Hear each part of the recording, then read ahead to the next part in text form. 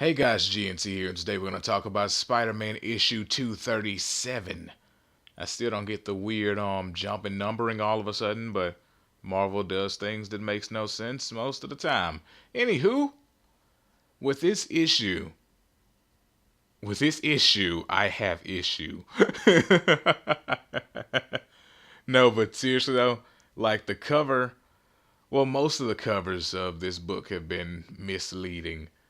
And when you look at the cover and actually look at the contents of the book, it's it's just irritating because I saw that cover and I thought, the flip, we're gonna have Hobgoblin fighting I don't I don't like calling him Spider-Man, but Miles Morales, quote unquote Spider-Man.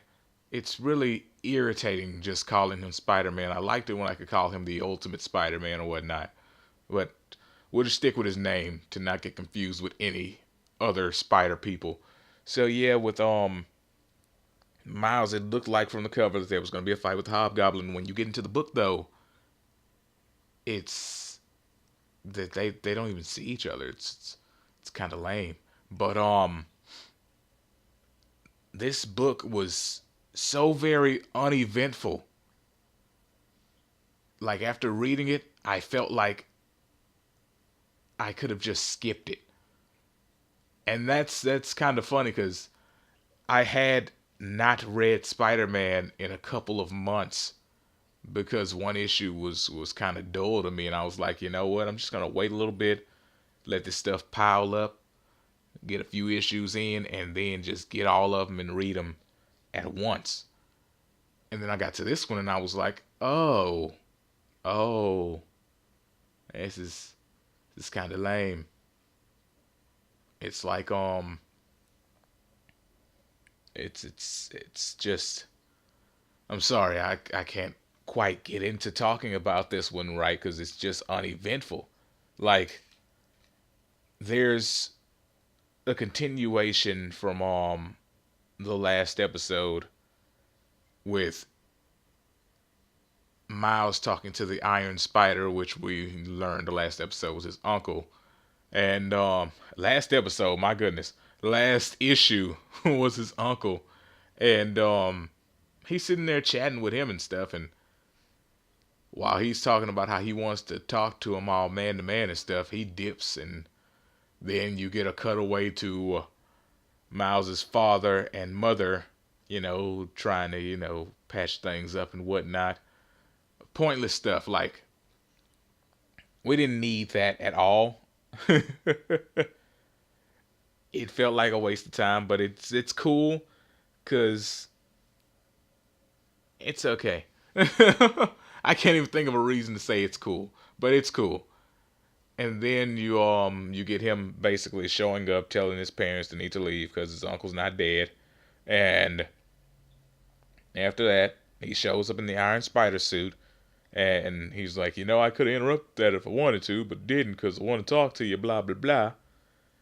And he's basically explaining about the heist they're about to pull off for a Shield helicarrier because Shield is kind of just down the toilet. So they're trying to get a helicarrier and sell it, I believe, is what he said it was. Sorry, this is all. It was so bland that it didn't leave an impression on my brain.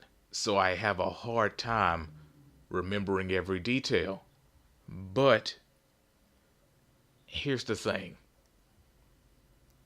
While they were talking about that, Lana and her mother, were having a discussion as well, and she was trying to, well, she's basically convinced her to help them out by basically threatening good old Miles, which I mean, Miles would be okay. He'd rather just you not join the bad guys than you worry about his safety. We all know that. That's how heroes are. But she agrees, just because she doesn't want him to be hurt and whatnot, because she likes him.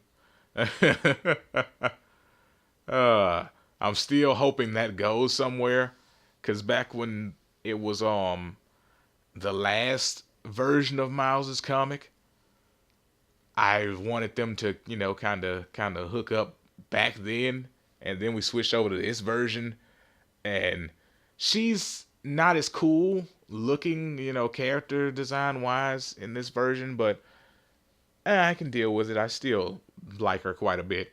So I hate to see her in this situation, and whatnot. It's a little bit irritating, but it's cool. It's gonna progress the story. We get a cut back to Miles and his uncle still talking about the crap, and then the only part that was interesting of this issue happened at the very end, where somebody sorry about that. Somebody called up freaking what's her name it's this problem with this series. A lot of characters just don't have memorable moments, so I'm having a hard time remembering her name. I think it was like Danica, right? I think so. The chick that Gank is now dating, that's a super fan of Spider-Man. Yeah, so she was making a phone call, I believe. I don't know if she was called or she was making a phone call. I think she was making a phone call and was asking how much, money they were willing to pay for someone's secret identity. And I was like, man, that's jacked up. But whatever. That's old Gank. You know you shouldn't let Gank know anything. He's a horrible person. No, he's cool, but he can't keep a secret for crap.